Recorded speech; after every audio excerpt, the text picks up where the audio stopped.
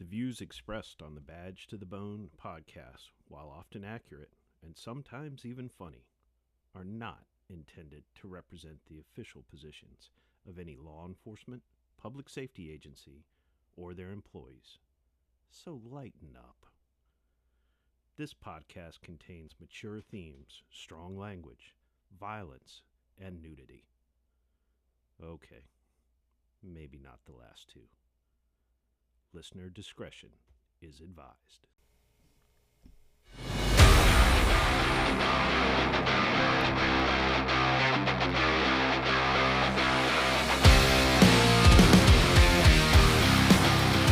Welcome to Badge to the Bone podcast. I'm Denny, I'm Al.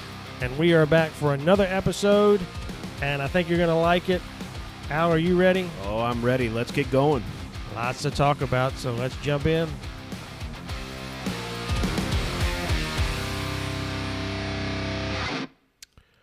So, Denny, you found our guest tonight. I did. Chris Scallon. Yeah, yeah. I looked him up, and Yeah? there's a. Yeah, I got. It was a lot. There's a lot on that man's resume. Yeah, lots, and that's, doesn't even, I mean, it's a whole lot. Yeah, It's impressive. and you know what? I hadn't heard about his program, Trauma Behind the Badge. Right. I hadn't heard of that until you brought it up, and then I went and started digging through their website, and wow. Yeah. So I first heard Chris at and we've talked about it before on the show, the Impact of Trauma for Law Enforcement conference that is done here in Virginia. And Chris was actually there for the first one, and he's been there for most of the conferences since then. And, I got to hear a good portion of his story and everything that he went through, and it is, I mean, tremendous. I mean, if it's just a fraction of what I saw on paper on the website, it's yeah. I'm very eager to hear what he has to say tonight. Yeah, and that's why I really wanted to get him on Badge to the Bone. I just remembered how much of an impact his story was for me, and he's just very real. He's just straightforward, real. This is what it is. Doesn't polish anything up. Doesn't try to clean anything up. This is just is what it is, and delivers it just like that. And it was impactful for me, so I thought he would be a great guest to have on here. Well, I think he's standing by, so why don't we go ahead and get him on, because I really want to hear his story. All right, Chris, welcome to Badge to the Bone. Chris, great to have you. Hey guys, it's awesome, man. I appreciate the invite. It sounds like you guys are doing some awesome work, man. Well, we're trying, and as we're getting people on, I definitely thought of you. We crossed paths at that Impact of Trauma conference that Virginia puts on with DCJS, and I remember you being there, and just you were one of the folks definitely that just resonated, and I think it was just your real approach to everything, and the way you spoke to Oh, I everybody was appreciate just very it. Yeah. real and genuine, and that really resonated with me. No, I appreciate that's that's the kind of I go to a lot of conferences, both attending and presenting, and I don't ever want to knock anybody, although I will if I actually sat through a presentation where somebody stole mine and presented it, and I was like, I think I know this one, but I don't want to knock anybody because it's their thing, and public speaking for the majority of people is kind of tough, so it can be a little awkward at times. But there tends to be a very politically correct sort of spin on a lot of stuff. And I'll give you an example.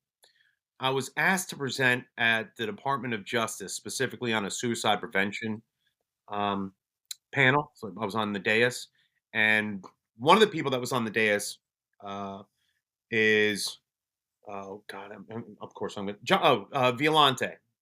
John Violante. He's a professor out of Buffalo, New York. He is the be all end all of academics when it comes to the research of law enforcement suicide. There is not an article or research that's done that has not cited him. Just a phenomenally smart individual and just very analytical, and it's just really good information. And so I got a chance to meet and speak with him, and that was, for me, that's kind of like, that's kind of like my rock star guy. Like, oh man, it's pretty cool to meet somebody and on a lot of stuff that I did research on when I was in my postgraduate work, and going through, what I was going through. And there was a couple other folks there. Now all this is on YouTube. You can actually you can actually look it up. But I don't All like right. wearing suits. I'm retired. I worked homicide for a long time, and I aside from my time working undercover with long hair and beard, I was always clean cut and stuff. So when I retired or on my way retiring, I was like, I'm not wearing suits anymore. I don't represent an agency. If you don't like it, you guys can kiss my ass. That's just one of those things that I was about. So so my wife was like, "Hey, you should wear at least a button-down shirt." And I was like, "All right, whatever." So I wore a button-down shirt and jeans and I think like a hat or something, whatever. And I'm on this dais with obviously with Dr. Violante and a couple other folks, and they're talking about suicide. And there was a moderator, and they kind of let me they would kind of prompt you when they want, and it was at Department of Justice. So, and they were getting a new director at the time. There was a lot of pomp and circumstance going on, and it was just, I felt like I was like, man, I am a turd in the punch bowl with this thing. So I was like, whatever, they invited me. I'm here. They're recording it, whatever. And my intent's never to like, shit on the people that are asking me to go there, but I'm not gonna bullshit anybody when I'm doing my stuff, right? So they're talking about it, and one of the people there was like, "Oh, I, I remember hearing about somebody that was suicidal," and that I heard that, I'm like, "Hmm, what the hell is this?" And there was another professor that I wasn't familiar with. They're like, "Oh, and we're kind of doing background stuff and this on blah blah blah." So it gets to me, and I said, "I got a question. Who on this board has actually tried to kill themselves?" So it's just me. So I'm the only guy on the board that tried to kill himself. And we have a dais of people talking about this that have no idea. And I said, all respect, Dr. Violante. Obviously, he knows his shit, right? And again, I don't take anything away from academics, but I found it so. This is a common theme. You'll get experts or subject matter experts that have absolutely no practical experience. So what does suicide look like? In my eyes, I was like, it's fucking ugly. It's ugly. It's dark. It's embarrassing. There's a lot of shame around it. There's all this stuff. That's what people need to hear. They don't need to hear a cleaned up version, a sterile version of, and then you should try to refocus your energy on trying to calm yourself with breathing and stuff. Try to tell somebody who's about to fucking kill themselves to breathe. That's not going to fucking Really? work. Right. Yep. See, that's like, if anybody's done hostage negotiation, and I've done it, I've taught it, both to the FBI and locally and around the country. You have to be real. And so one of the big things, especially like I walked away from there going, these people are never gonna fucking invite me to anything ever again. I was fortunate they did. They kind of appreciated that. But I get that a lot because I don't sugarcoat stuff when stuff is, I don't think it serves the guy or girl that's struggling. Uh, it doesn't do them justice. They don't want to hear oh my God, that's so bad. And I remember I was teaching a class on um, dealing with individuals in crisis, and I said, let's role play a little bit. I'm not a big fan of the role play, but let's just role play. And I said, just come up with anything that you've heard. You can make it up or whatever. And somebody said, yeah, I was thinking about killing myself and this and that. I'm like, holy shit, that's horrible. God bless. I mean, I can't even imagine what you're going through, kind of doing the role play thing. And so we took a pause, and the individual came up to me and goes, all right, I don't understand what just happened. I said, what do you mean? He goes, well, you reacted to what I told you. I said, yeah. He goes, well, we were always taught, remain calm. You don't want to bring more drama to the situation. I said, so if you told me you wanted to kill yourself, and I was like, okay, what the fuck is that doing? I mean, that's how is it being real? If somebody Right. says some off the wall shit, like it's okay to react to it. I'm not judging. I'm like, holy shit, that's horrible, blah blah blah, and just be real with it. That's what we need more of. And we also, and I'm so tired of these different places. And I don't care if it deals with trauma, mental health, substance, and that they sugarcoat it and they kind of, again, like the sterilization of it, and be fucking real with it. What does it look like? Yeah, people are going to talk about you when you decide to go to treatment for 30 days. Who do you know that's on the job that goes on a vacation for 30 days? I I've yet to meet that person, right? So it's like maybe a week or 2 off, but 30 days You're on the right. dot, and then you're coming back. You're right. You're not at work, you're at limited duty, or, You are so out what do for you do a in that reason. situation? And, I tell people, Right. you be you. Yeah. It's just I No, don't I know, I think feel, that's for important. me, I think people get more from that genuine. I tell them about the ugly stuff that I went through. I tell them the dark places. I didn't get here because I was like, "Hey, I'm going to go to school and learn how to talk to fucking unhappy people." I was an unhappy person, and I struggled with drinking, with using pharmaceuticals, with fucking suicidal ideation. Third marriage. I mean, I'm a fucking rock star. I should have my PhD in fucking up relationships. You know what I mean? But that's where it comes to. So to hear you say that, it means a lot to me. That's because that's the point I'm trying to get across. Well, no, it's true. I mean, that was what I needed to hear. And I think I can give you a run for your money on the fucking up relationships, but but that's what I needed to hear. I didn't need to hear somebody giving me that academia approach. I needed to hear that real. This is what it is. Well, it's that the importance of the human connection as opposed to something that's just dry and clinical. Yeah, yeah. Yeah, But hey, I did a Chris, I know. I was speaking at yeah, go ahead. Oh, no, I'm sorry. You Go go ahead, ahead. brother. I'm sorry. I think we had a. No, no, you go ahead. Sorry. Uh, I was speaking at I think it was for IACP. I was in California or something like that.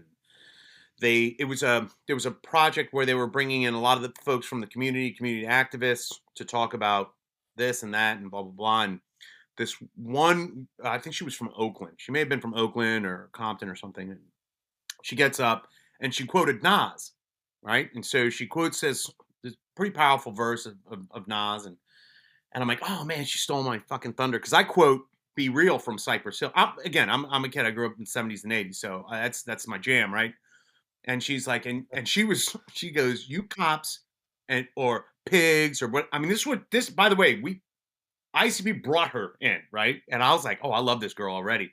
She goes, "You Of pigs don't course, understand the struggle and this and that and this and that." And I just kind of soaked it up. I was like, "Cool, I get it." And because I'd lost some family members to violence, whether it be gang violence and all that good stuff. And so I get up there and I said, I just want to say, when I deal with first responders or vets or anybody for that matter, but mostly first responders or vets, I'm reminded of a very powerful quote from a learned man, and that person is "Be Real" from Cypress Hill.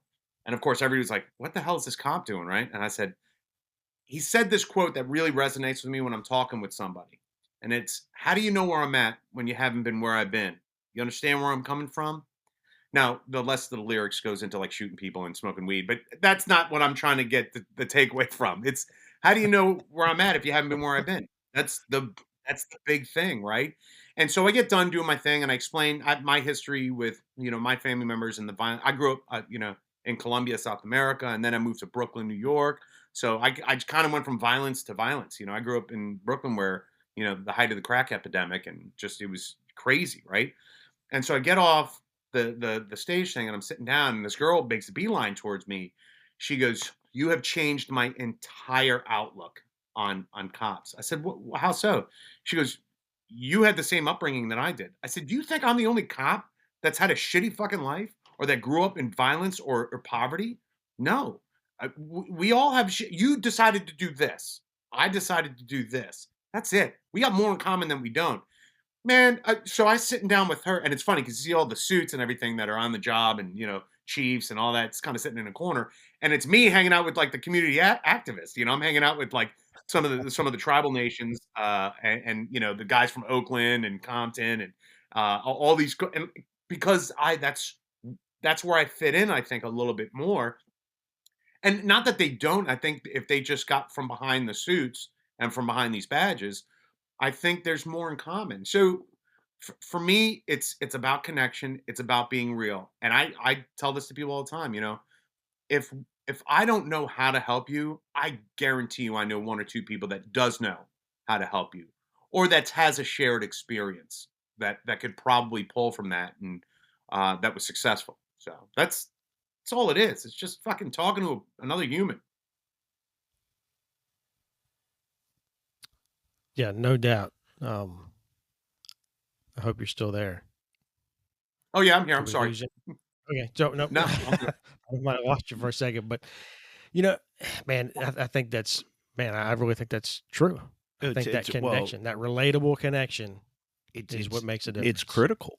It's Yeah. critical. So you started talking about your upbringing, having grown up at least in part in Columbia and then going to Brooklyn. How did you find your way into law enforcement? Oh, that's. I mean, so I lost a family member to gun violence in Brooklyn, involved in gangs, and I remember I had to make a decision. I said, what do I do? Do I go the gang route? Because I'd come here, I didn't speak English when I first got here. I learned English, and uh, uh, let me back up a little bit. So I was born actually in London.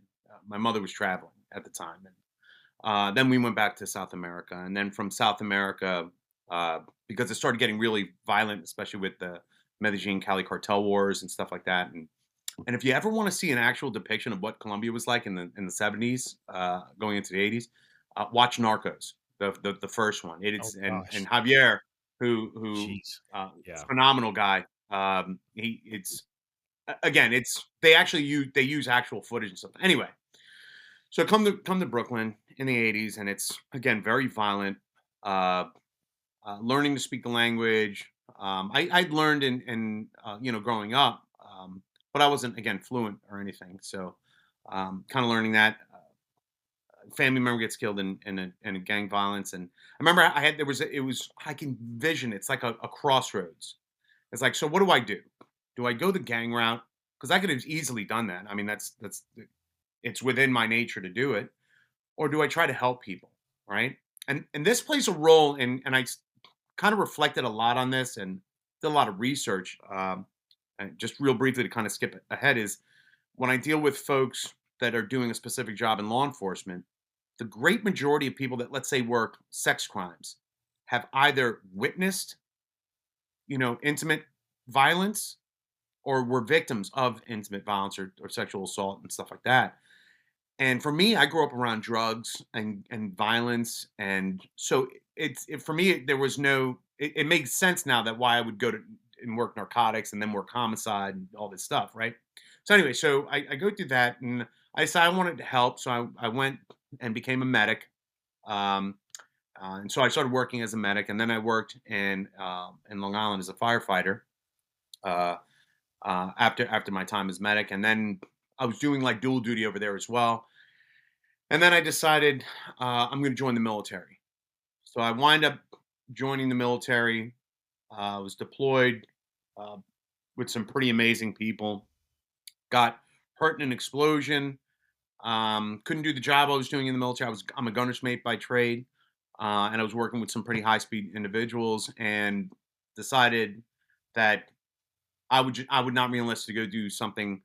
I don't want to say lesser. It wasn't what I wanted to do. So I was on terminal leave from the military when I decided I'm going to apply to the fire departments and the police departments. And Norfolk, Virginia Police Department, first one to call me back. I wish there was like I'd always wanted to work. I didn't give a shit where I worked, but I knew I wanted to do it. I went to the academy and they were like, "Hey man, have you ever bought drugs?" And I'm like, "No." And they were like, "All right, would you like to go to narcotics?" I said, "Fuck yeah, I would." And again, first 13 years, just everything, murder for hires, bought every kind of dope, did a lot of stuff with a lot of agencies, FBI, did some stuff with the CIA and ATF, and all just a ton of stuff. I was on Condoleezza Condoleezza's the Secretary of State's protective detail for about 4 years. Went through there, the Bureau of Wow. Diplomatic Security's academy, and um, so again, I was fortunate. I've really done a lot of stuff, and so throughout my career, I did that. Started working what we call criminal intelligence, which was our liaison to all federal agencies, and again, I worked undercover with the pro-lifers, Army of God, David Crane, all these folks that are bombing like clinics and stuff. ALF, ELF, the Animal Liberation Front, Environmental Liberation Front. A lot of people don't know this, but in Norfolk, Virginia, it's the headquarters of PETA. So anytime there's a circus, all these fucking wackadoodle people come out, and they're the people that like Alf will let the minks loose from the facility, and then they all get hit by fucking trucks on the interstate, because they're making a difference or chain themselves to a tree anyway. But, we had bombings of abortion clinics or death threats and stuff. Actually had one in Norfolk, but also in Virginia Beach where they bombed the clinic, and so I was involved in all that stuff, and then wound up working a pretty big case with the FBI, and uh, while I was in narcotics and everything, and or in criminal intelligence, and my face got kind of shared. This is like MySpace days, and so somebody emailed the picture. I was in Central America, working with like 18th Street MS-13, and so kind of got blown up, and so I couldn't be doing that anymore. So I was tasked with running long-term undercover operations. Kind of going like kind of being a player, and then all of a sudden you can't be the player anymore, so you got to be a coach, which I thought was a punishment at the time. And at that time, I'd been involved in you know multiple shootings. It's never really I never killed anybody. I've been involved in some shit where you're like, oh man, how did nobody get killed, or getting shot at, or I've been in some pretty crazy places by myself, no gun, inside the middle of a dope house, or just crazy stuff, and wound up going to homicide. Really enjoyed my time over there. I remember the biggest anxiety for me was if I had arrested you and I was in narcotics or criminal intelligence, you were done. You didn't have to talk to me. I had you dead to rights. And I remember going to homicide. And the reason I went to homicide is because homicide, I routinely, when I was in narcotics, worked with homicide. They were like, hey, we need to get in this house. Can you buy drugs from it? I was like, done. I'll go in there, or I have an informant or whatever. So they were like, hey, why don't you come to homicide? And so I did that. But I got scared because in homicide, if you don't get somebody to talk, your case is done. Right. So I remember being very anxious about doing that. Then I got comfortable with it and had really good partners, mentors over there. And I wound up, for some reason, I don't know why, I took the promotional exam. Um, Failed the first one because the first exam was in the wake of my last shooting, which was say 2007. Um, and my head wasn't in it. I failed. And or not to fail, but I didn't make the cut. And then the second time it came around, I guess I passed, and they were like, "Hey, you're getting ready to be a sergeant and hit the street." And I spent almost a year to the day as a supervisor in patrol, which was fucking awesome. I loved it. It was a great time. And then a buddy of mine calls me up. He's like, "Hey, you want to go to Canine?" And our Canine has pretty rigid physical fitness standards. Like I think it mirrored the Marine Corps PFT, and so running and pull ups, push ups, weights, and all that good stuff. And I don't, and I smoke. So I get done with my run and I'm fucking having a cigarette, and they're like, Jesus Christ. I'm like, fuck this, man. I don't know if I could do this all the time, but wound up doing a couple years in Canine, and man, and my dog, I was in a conversation earlier, and my dog saved my life a bunch of times. Guy tried to stab me, my dog bit him. Around, searching a house by yourself with your dog, and guy comes out the side of the fucking, behind the door, and my dog was on him, and I was like, yeah, right. Um, so I was doing that. My dog, Robbie, who he passed about 2 years ago, and I remember wanting to give him quality of life. So I didn't want to wait till he was all banged up to retire him. So I decided I was asked by one of the assistant chiefs if I would do him a solid and work and be transferred to a unit that needed some help. And I was like, all right. He goes, hey, Chris, this is a high speed unit. I mean, this is the heart and soul of any police department, and I need your help. And I was like, you got it, boss. And so I went to Central Records, which was like going 1,000 miles an hour and then in your car in the reverse. Slamming on the And brakes, screeching home. I was like, holy, I'm used to, all the running and gunning stuff and kicking indoors. And my first day of working in Central Records as a supervisor for civilians, I walked in and two of the females that were working there were taking their earrings off and like, what bitch? Fuck you. And they started going at it. I'm like, all right, this I can deal with this. This is my kind of talking my language. I like this. Little violence never hurt anybody, right? So That's good. wound up doing that. And again, I kind of breezed over it, but this is in the wake of my life just falling to pieces. Again, drinking heavily. Um, I was struggling mentally, couldn't concentrate. And in between that time and then, I had attempted suicide 3 different times. And Wow. I was getting awards for my shooting, and I'd gotten the Medal of Honor from my agency. I got the Virginia Public Safety Medal of Valor presented by the government, by the governor. And the following year, I got an award in D.C. for National Top Cop.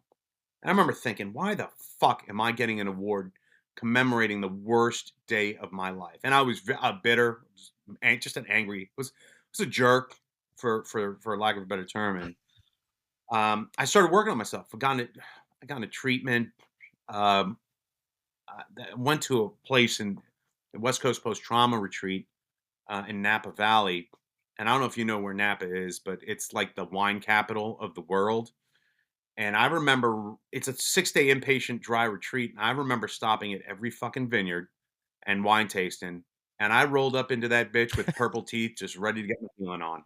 I was like, let's do this. I wanted to be drunk enough so that I didn't have to, kind of deal with it. So I went there. I remember saying something in a mixed group of people.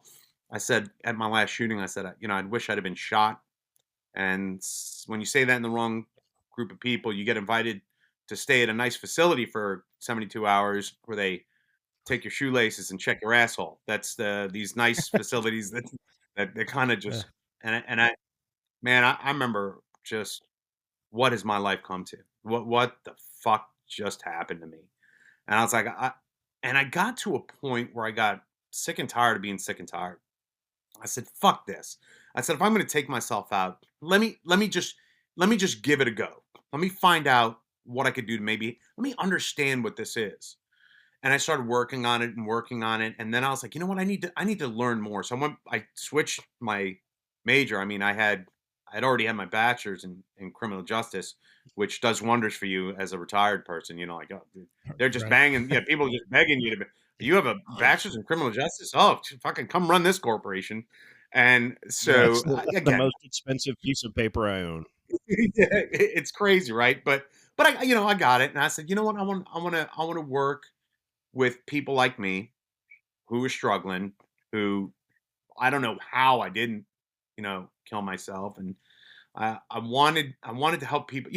I would talk a piece of shit scumbag off of a ledge, and I wouldn't even take the 4 fucking seconds to take care of myself. And I remember thinking, why the fuck do I care for somebody I don't know and I don't give a shit about me? It was rough. It was a very real conversation I had with myself. And again, getting sick and tired of being sick and tired. And then I started finding all these the resources, and I started really putting in the work. And so by the time I was in Central Records, a lot of people knew because I was very vocal about it. I didn't. I got some really good advice long time ago, and it still counts for today. And it's the day you stop giving a shit about what other people think about you is the day you start getting better. So that's kind of where I was. I didn't care if you thought I was weak or a pussy or whatever because I got help or I saw. I had to see a therapist. I had to see a psychiatrist, a psychologist. I would do anything. I would talk to anybody. I would try any retreat. I will tell you one of the best places I went to, and it's available for cops, all over the country, and it's the law enforcement assistance programs. I'm now on the board with the Virginia Law Enforcement Assistance Program, and they host like 3-day post-critical incident seminars for both the first responder and their spouse. So I'm just phenomenal stuff. So while I was doing that and getting all that stuff kind of situated, people were coming to me. They were like, Chris, I got this kid that's struggling. What do we do? And that happened so much.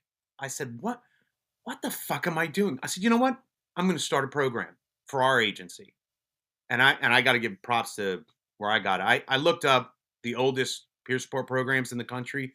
Two came up, and that's Boston peer support program. And at the time, it was being run by a guy named Mark Feary and Jennifer Long over at San Francisco Behavioral Sciences Unit. And I called him up cold. And I was like, hey, man, I want to learn everything about you guys. And Mark was like, yeah, come on. And so I toured there. I toured uh, San Francisco's Behavioral Sciences Unit.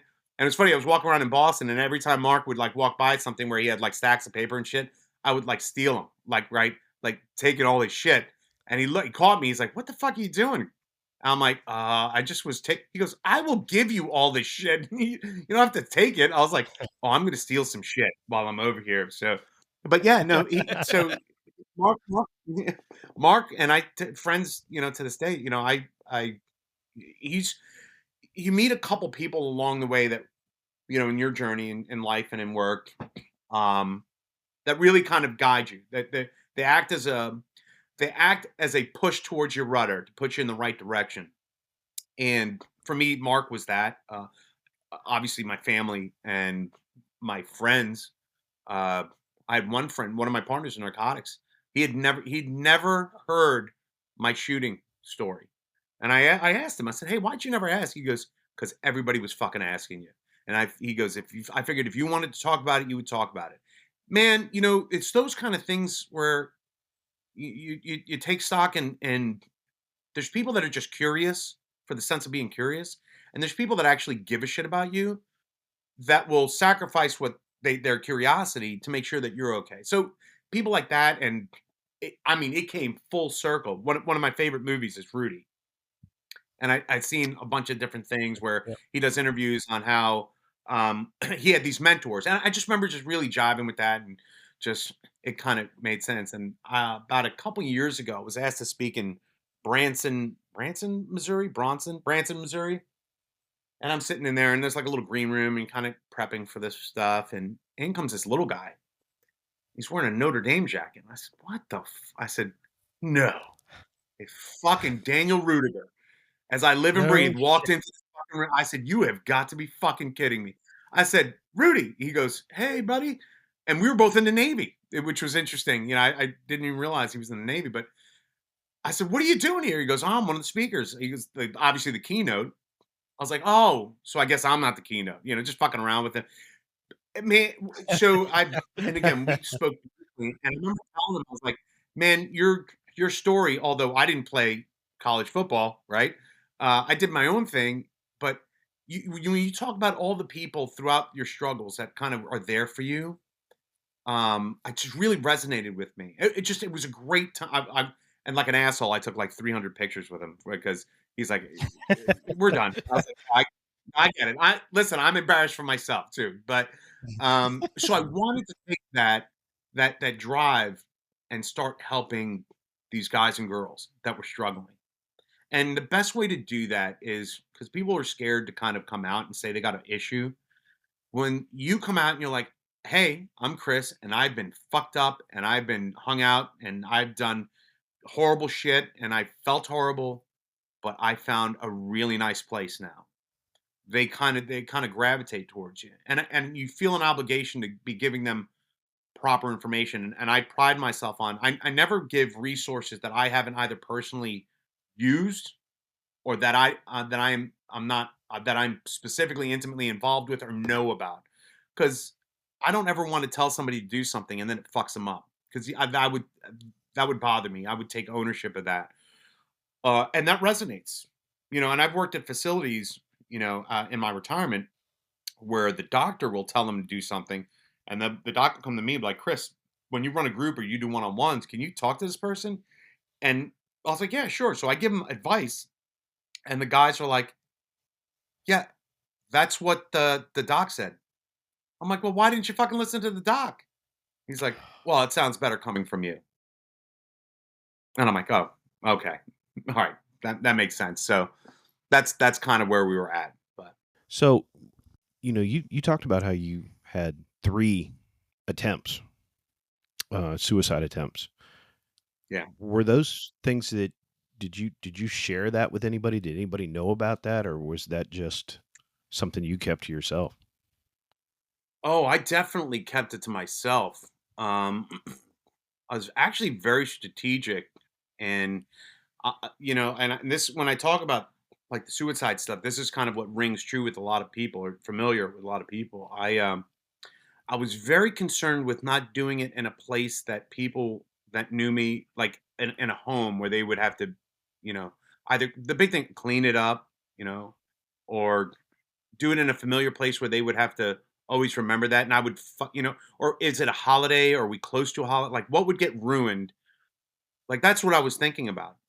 Where could I do this where, it would be the least shitty, uh, like location and time. And one of the last times I did it was actually in DC, when I was getting the award, and I figured, everybody's going to be sad, but my friends, my family, my coworkers were all there so that maybe they can console them, each other. So it was very strategic, very very pointed in how I was going to do it, and I'll tell you, I don't know why I didn't. I don't know that I didn't have. I don't want to say courage. It does take courage to do that, but I don't know. I can't explain why it didn't happen. And I always boast I'd much more rather be lucky than good, and I think that's what it was. And I think I was meant to do some other stuff. All the work stuff is, life and everything is fine, but man, there is nothing more rewarding than helping somebody who was in the same spot you were. It's just it. I mean it's selfish to a certain degree that you're like, helping somebody makes me feel better, but it does, that's the realness of it, you know. Man, that's really true. And I mean, I'll tell you, I actually, yeah, I went through that myself. I was strategic as well. I had all those things, I didn't want, is family going to find me? Is it going to ruin, I don't want to be at home. I don't want to be here. I went through all that. The one other thing that really started to, really mess with me is when I was, really concerned that this is going to happen and pretty much planning it out that this is what's going to go down. But I thought about, man, what about the first responder that's going to show up here? What about the cop that's got to come? What is that going to do to him? Because he's going to know that I'm an officer. And what is that going to leave Oh behind yeah. for that officer? And that hung heavy on me. That kind of plays into the well, that plays into you give more shit about somebody else than you do yourself. That's what it boils Right. down to. And that's just how we're made Which up, tends to and be if we could take it yeah, tends to be if we something took that's a that common theme that yeah, if we took all the of us effort are. to what we cared about other people and focused on us just for a little bit, man, we'd be so much better. And we don't have to wait till the That's wheels it. fall off, Right, to and get there's help. too many, Right. and there's too many of us that are waiting until the wheels fall off. Sure.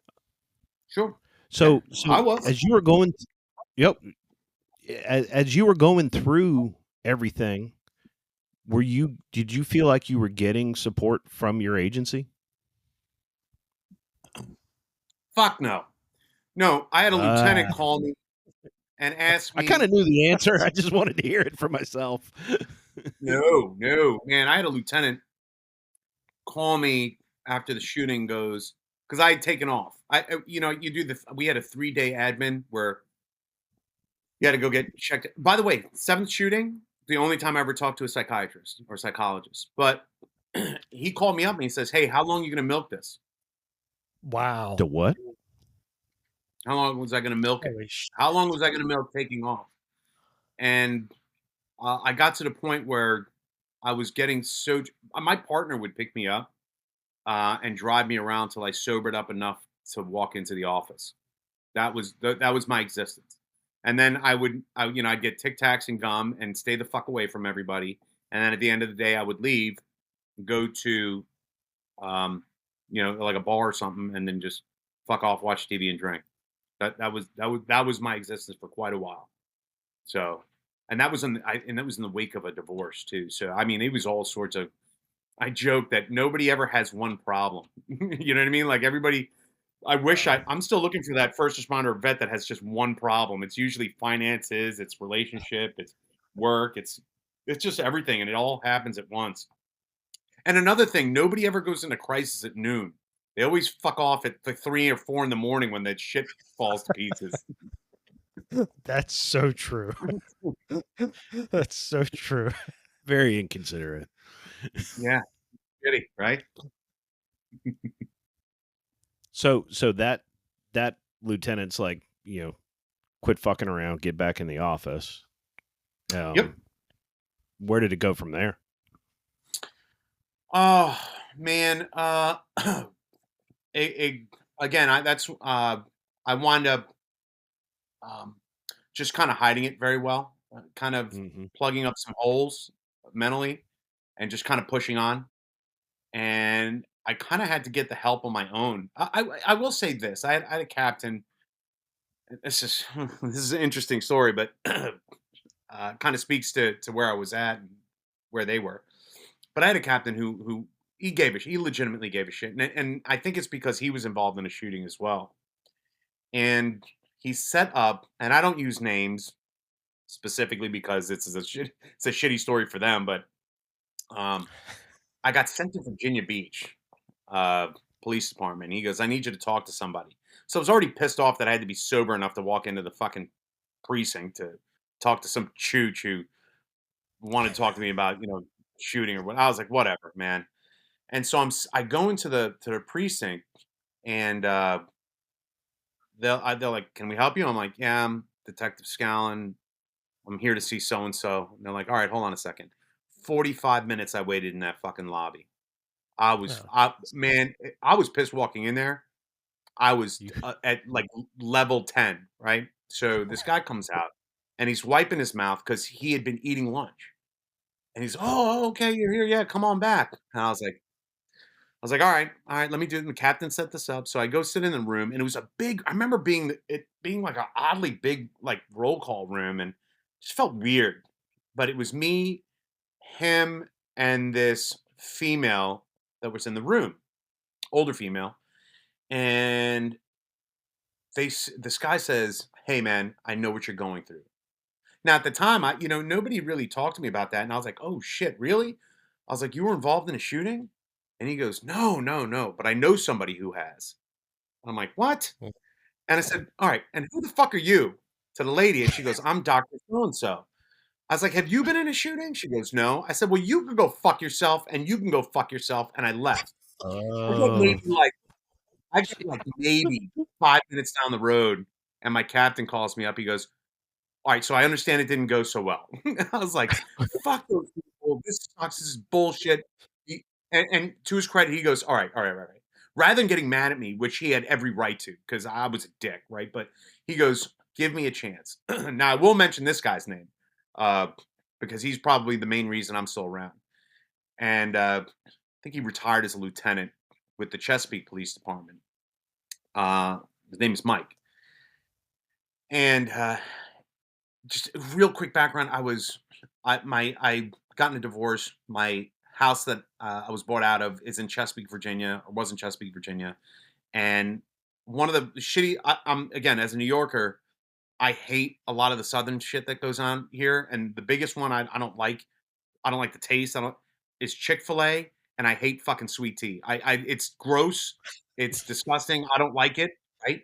So I say that because the guy goes, "Hey, do you know where let's meet up?" I said, "Sure." He goes, meet me at the Chick-fil-A at, in this so-and-so area in Chesapeake, which is like right down the road from my house, or my old house, where my ex-wife is living with some other guy from the police department now. And so I was like, and we're at Chick-fil-A, and I hadn't been eating. I'd lost like 50 pounds because I was just drinking and not eating or whatever. And he sits down there. We sit down. He goes, "You want something to eat?" I'm like, "I don't want fucking anything from this shithole," right? And no offense against God's Chicken. I know a lot of people love that place, but That's So the Lord's chicken right there. I mean, who the fuck puts pickles on chicken? It's just fucking gross. Anyway, I go It's the sit South. We put down. pickles on all kinds of stuff. Fucking gross, man. So I sit down, and I'm a mess, and I look bad. And he sat and talked to me. I must have talked to him for about 2-3 hours, and not once did the shooting come up. And I remember feeling like I was like, all right.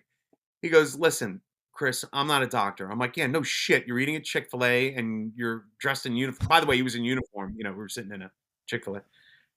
I was like, yeah, no shit. And he goes, if you don't get help, you're going to implode.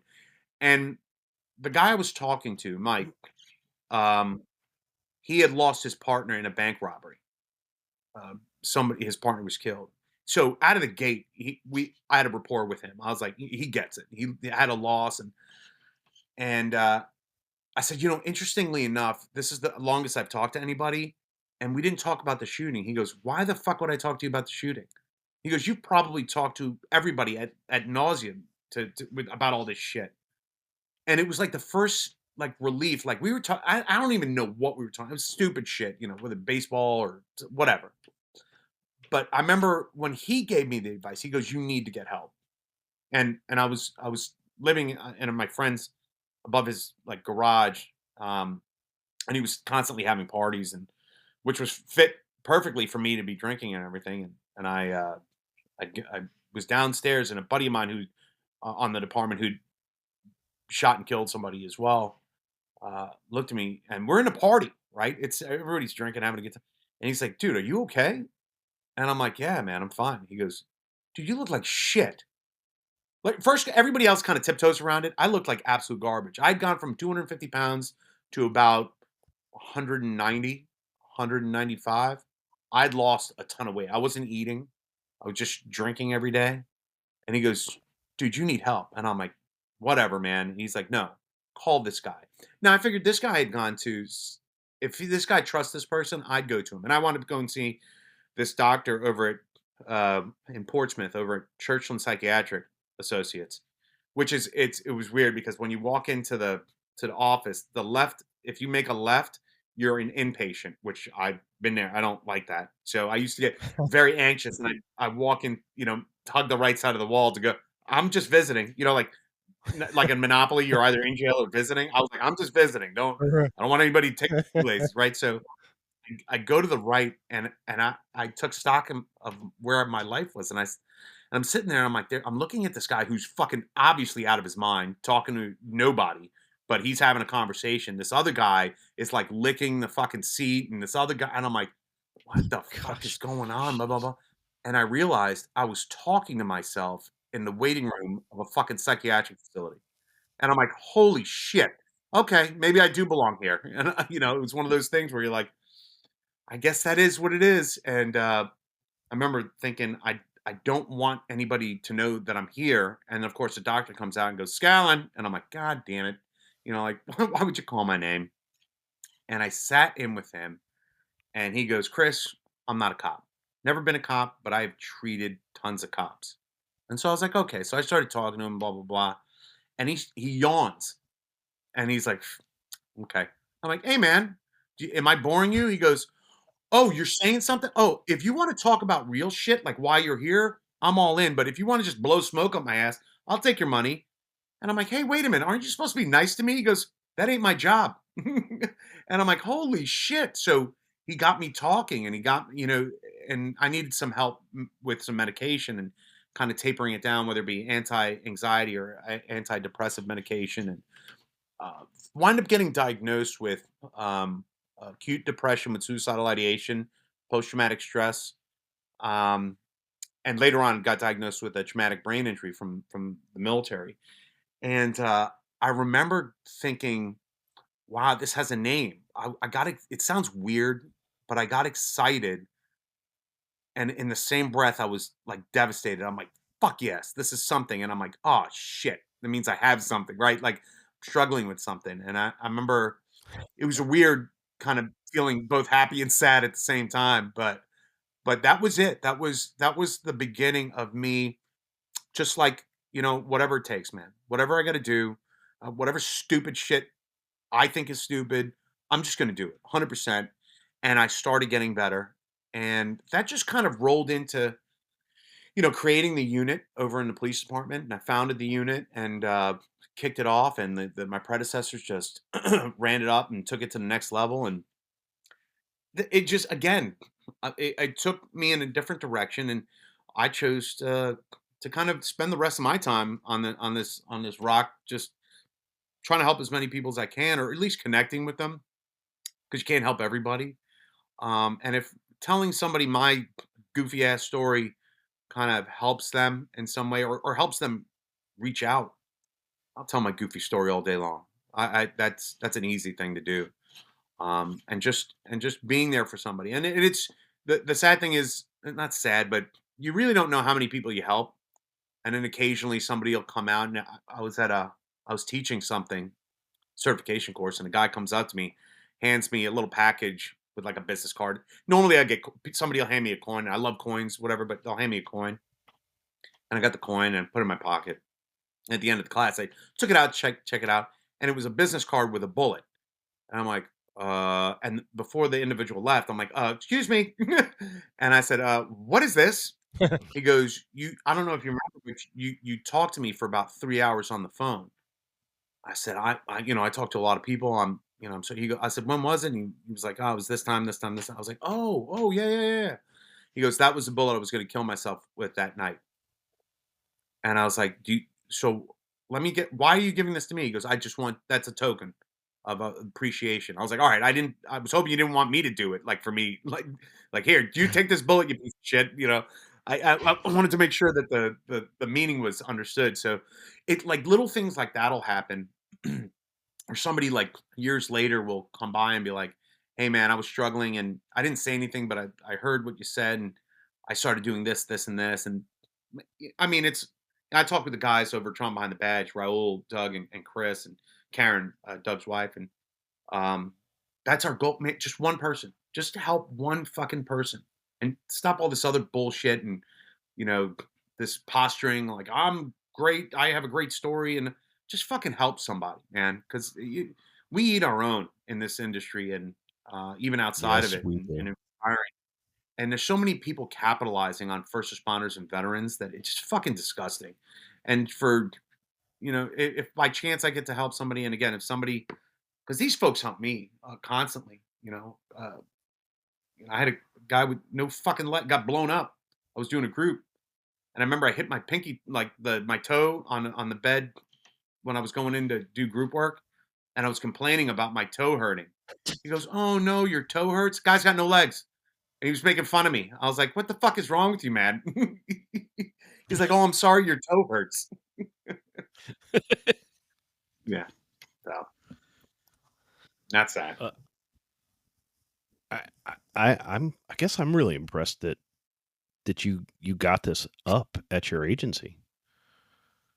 Oh, Yeah, dude, so that no was one's a more fierce impressed than I support was. group.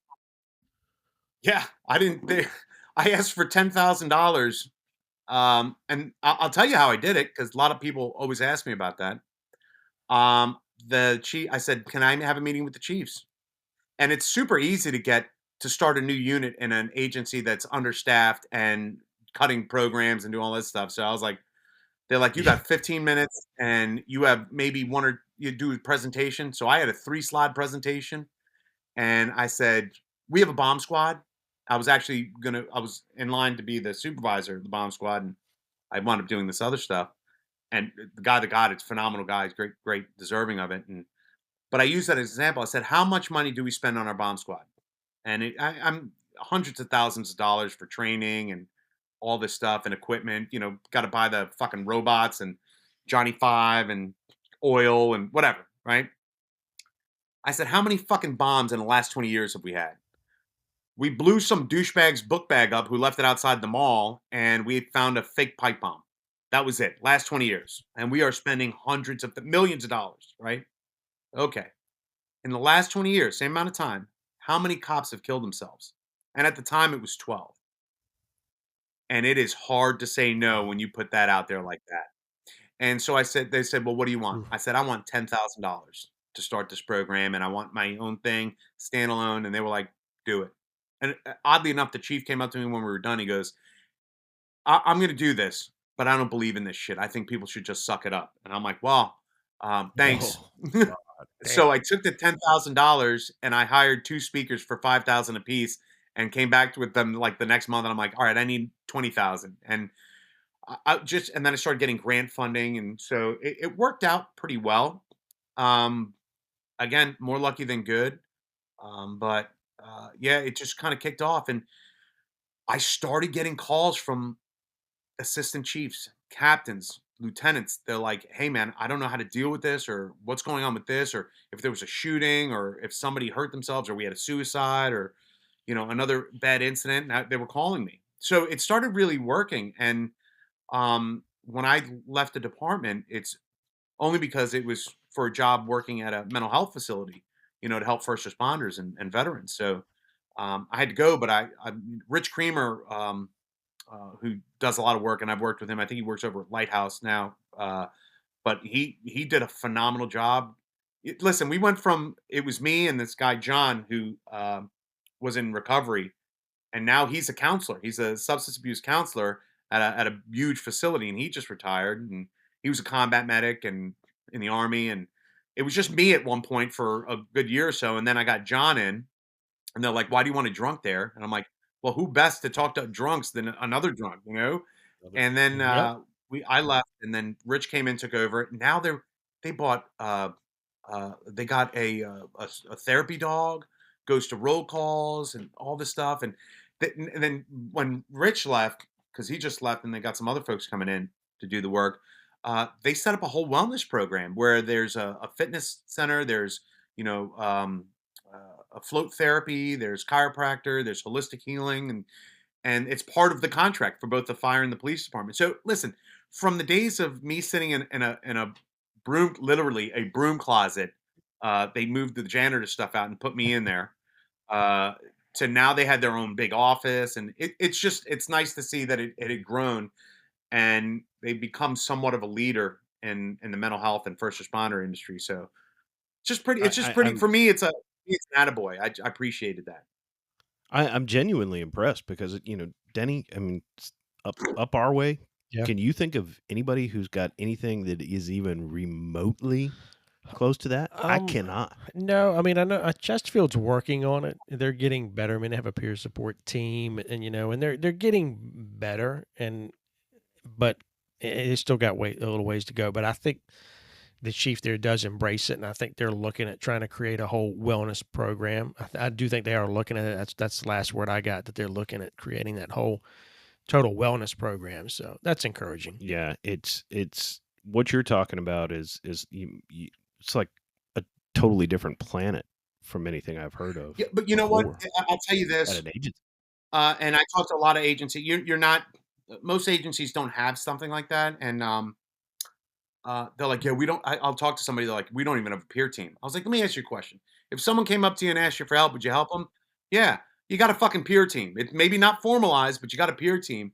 What the only difference is when you start formalizing it. And one of my clinical director, her name was Jackie. She was like the number 2 at community services. She goes, Chris, and I use this to this day. She goes, Chris, you are building the plane while you're flying it. And it is such an appropriate analogy Yeah. because you need to build these resources at the same time you got people coming in that need the help. And you need to help people that just I had a guy come into my office in a little tiny office, right? And he yelled like in my office about what he was like. He wasn't yelling at me. He was talking at me, right? And he gets done like 15 minutes. I haven't said a fucking word. And he goes, "You're good, Chris." And I'm like, damn right I am. I have no idea what the hell I did. He just needed somebody to talk to, right? So I had that, and then I had a cop who Yeah, no had doubt. taken a 30-day prescription of Adderall in 7 days and been up for 2 weeks, who's actively hallucinating in the fetal position on the floor. So you need that resources for that and that guy and everything in between, and just it's work in progress. And you're not going to help everybody. You can help as many people as you can, but it's tough. It's you're not going to get credit for it. I'm not going to get an award for helping, 5 drunk cops get into rehab. Yeah, they tend to frown Right. on kind of publicizing that. Yeah, you won't get the golden beer can. No. But even though your chief's saying I think this is bullshit, blah blah, they gave you the Yeah. money, they stood up the unit, it went forward and grew. So Yeah, that's a victory. yeah, exactly. I mean, Hey, Chris, you also do you have that Yeah. Trauma Behind the Badge that you're a co-founder of. Can you tell us a little bit about that? So Trauma Behind the Badge was the brainchild of myself, Doug Monda, who's retired Cocoa Beach or Cocoa PD SWAT. He was commander out there, huge athlete, Ironman triathlon. Raul Rivas, who was on the Orlando SWAT he was there at the Pulse nightclub shooting. And Chris Fields, who's a firefighter in Oklahoma, he was there, got inadvertently made famous when he was carrying out a child that had passed from the Oklahoma City bombing. And we all kind of got together. We saw each other speaking in different places, and we kind of we hit it off immediately. And we're like, hey, man, we need to do something to kind of help other people that, we were kind of doing our own things in our own silos. And we're like, hey, why don't we just get together? And it literally is like they're my brothers, and Karen, Doug's wife, is like my sister. There was immediate chemistry as far as rapport and everything like that, and mutual respect. And we're like, well, what can we do? And we're like, hey, man, let's do a podcast and just have a dialogue, so that if you're struggling and maybe you don't want to share, but maybe listening to these 4 ding dongs talk about their shit show of a career and life, maybe that'll help you out. And we modeled it as having a conversation in the back parking lot of a precinct or around the dinner table at a firehouse. Talk about real shit, funny stuff, sad stuff, ugly stuff, and just be real about it and kind of help people connect with resources that are available throughout the country. And it took off, and I mean, we still go all over the country, either speaking or helping folks out. And somebody will call the show or email us and be like, hey, we know somebody that's struggling. Do you have resources? And just helping people out like that. And it's, as we're getting busy, like I'm busy with work. I specifically work with first responders and vets in treatment, and so I travel a lot for work, around the country. But if I try to fit it in, and we do all the main conferences, and we get invited to go, and which is nice. Um, so that's kind. It's very simple project. We just wanted to do it, and we wanted to help people, and we love hanging out with each other. I will tell you, in doing this work, when you're helping other people, you can start taking a lot of emotional baggage. And there's a couple times where I needed help, and I didn't ask. Funny, I preach it, but at the time I was like, let me not talk about this. And they just knew, and they, offline, I'd Raul or Chris or Doug would be like, what the fuck is going on, man? Are you okay? Do you need something? Blah blah blah. And they've helped me out. You know, so it's that kind of relationship. It's not. I don't want anybody to think, oh, Chris has got it all together. It's a struggle, man. Every day's a struggle. Some days are better than others.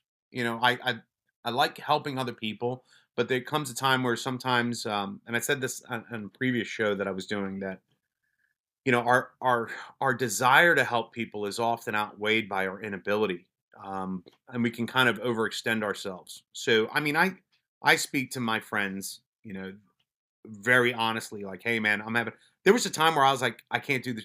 Had a show planned, and I was like, I'm not in a good space to do it. I don't feel good. I'm exhausted mentally. I've had a long, bad call after bad call after bad call, and I'm retired. And it seems like I work more now, and I hear and see more stuff that Mm. Yeah. kind of weighs heavily. But that's what we are. That's Yep. what we do, and we connect people with some great stuff. And along the way, we've met some amazing people. There's hashtag buddy check. who is, former Marine, former law enforcement, who is out there just check on your buddies. Make sure that he or she is okay. With Meg, make everything good. I sent you the links and stuff. Survive First is another big one. The Quell Foundation, Yep. Lighthouse, just phenomenal stuff. Great people. Well, that's awesome. And that, there's so much to be said for just checking in on your friends. Just how you Oh doing? yeah, Yeah, absolutely. Just yeah. I did that today, actually. That alone has probably saved lives. Yeah. Easy. Oh shit, yeah, shit, yeah. Doug has a real good thing. He calls somebody, and if they're like, if they're feeling down, and he randomly calls people, and it's that he's worked with, and he goes, "Hey, brother, tell me one good thing that's happening." And even if just it's something little, it gets them thinking about something positive, which is, listen, man, when you're in a dark place, there's a little story that little anecdotal kind of story, right? There's a cop and he falls in this hole, real deep, real dark hole, and he's down in there and he's struggling. He or she's struggling, and this priest walks by, and cop's like, "Hey, man, can you help me? Can you help me?" And the priest is like, "No, but I can pray for you." And the priest kind of walks off, and cop's still in the hole, and then this doctor walks by. He's like, "Hey, doc, come on, can you help me? I'm stuck in this hole. I can't get out." And the doc goes, "No, but I can write you a prescription when you get out. Maybe that'll help." And so this cop is sitting in there. And again, you could change cop, fireman, dispatch, whatever. And then this other cop walks by, and the cop's in the hole starts yelling, "Hey, man, before he can finish the statement or the question, this cop jumps down in the hole with him. And the guy's like, "Hey, asshole, now we're both stuck in the hole." And the cop looked at him and said, "Yeah, but I've been here before, and I know the way out." And that's, it's one of those things that's our mantra. We've been there. And if you don't have to go through what we had to go through, then we're winning. We're doing something. Um, it's powerful, and it was powerful for me the first time I heard it, and I heard it in a group setting, and it just made sense. And if again, we eat our own, so no one's going to look out for us like us but us. So I think that's the beauty of doing what we kind of do, and what people that help other first responders and vets do. We don't get rich doing this, but we get rich emotionally and in life, I think, by helping people. So that's, again, I just wanted to kind of throw that in there. Yeah, no, man, that is awesome. That's pretty good. I've not heard that before, but that's pretty good. I'll hang on to that. But When you steal when you said you weren't successful, it's like you weren't successful with harming yourself. Correct. Some higher power was at work. I'm convinced. Oh yeah, yeah, man. I worked, and I've been around some people in some situations that you really can't explain it, other than that God was looking out for you. That's just the way it is. That's my belief. Yeah. I don't want to, I don't want to yuck anybody else's yum and what they believe in, but that's what I believe. And no, I mean, call it what you will, but it, yeah, I'm with you on there that was one. something in play there. I'm convinced. Definitely. And again, I'm glad that that's there. And I've dealt with or been introduced to folks. There's a great guy, and I always mention his name, Jason Schechterly, Arizona cop that was hit in his police car and got blown up, and like 140% of his body burnt up, lost fingers, and this and that. And this guy's got, again, the stars lined up for him. Then he's alive, and he speaks all over the place. And I got a chance to speak with him in, I think it was in Indiana, and also in Vegas. And man, this guy's been through the ringer, and just the attitude he has. And he attributes a lot of that stuff to, listen, there's somebody looking out for him, and it's just, I don't question it, and there's some people that are like, you can't do this job and not question and there's a clinical term for it. It's like a crisis of faith that, how could God do something this bad or expose me to this and exist? And I think things are put in our way, and I think things happen to us because if they happen to somebody else, something dire would happen. So, again, however you wanted to explain it, but that's how I see it. But definitely higher power, 100%. Yep, I agree 100%. But man, Chris, I really appreciate you coming on. Yeah, thank you for coming on, and thank you for everything that you're doing. It's just amazing work. Oh, I appreciate it, guys. I appreciate it, and thank you for for having me on. And anything I can do to help you guys out, and I'll send me the link, and we'll promote it on our website and Trauma Behind the Badge and everywhere I go. We need more people like you guys to open this dialogue up. It's so needed, and you guys are doing great work, man. Well, thanks so much, Chris, and we'll talk to you soon. But man, thank you again. Anytime, brothers. Anytime. And if you guys need anything, just reach out, and look forward to hearing from you guys. Yep. And you as well. Take care, Chris. All right, guys. Man, Al, what a good dude, Yeah. Wow. Great. Just, that's quite a story. Yeah. I mean, all that he has seen and done. Yeah, that's just, I can't imagine. No, I mean, yeah, a lot. And then all that he's doing for first responders now, just incredible. Oh, so. Yeah. Just to be able to come back and to give back that way. Really impressive. Yeah, no doubt. I was so glad we got to have him on. Yeah, definitely. That's a great guest. All right, well, that sound. That's going to close us out for this episode. Man, it was great to have Chris Scallon on. Excellent guest. But in the meantime, if you'd like to reach out to us here at Badge to the Bone Podcast, you can shoot us an email at wearebadgetothebone@gmail.com. That is wearebadgetothebone@gmail.com. Also, we have a website, and that's pretty simple, badgetothebone.com. Check out our website. We've still got some swag available. Don't forget, we also have a Facebook page, so check us out on there. We appreciate all the people that are following us. We appreciate all the great comments. Let us know what you think. Reach out. Give us some ideas of what you think or what you may want to hear us talk about. But in the meantime, for all those first responders out there, we're thinking about you. And as always, be safe and be well.